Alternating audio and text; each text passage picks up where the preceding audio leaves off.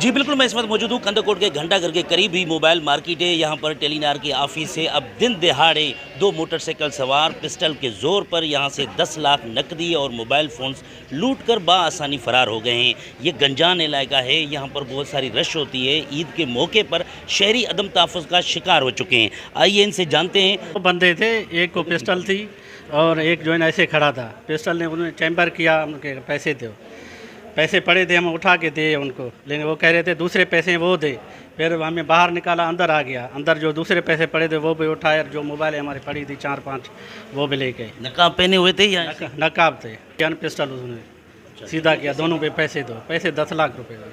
10 लाख रुपये और क्या चीज़ें थी? मोबाइलें थी 5 मोबाइल जी, 3 डिवाइसें थी कंपनी। क्या बताएं, कंदकोट रहने से भी चला गया।